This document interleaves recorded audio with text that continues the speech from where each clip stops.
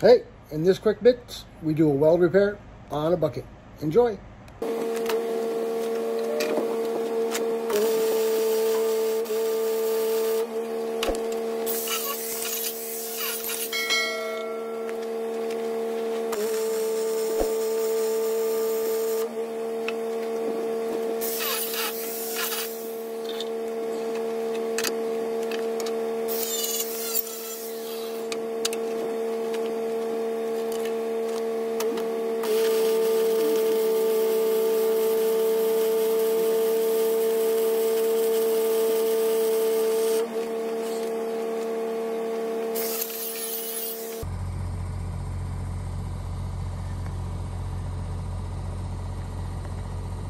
Thanks for watching. Catch you in the next one.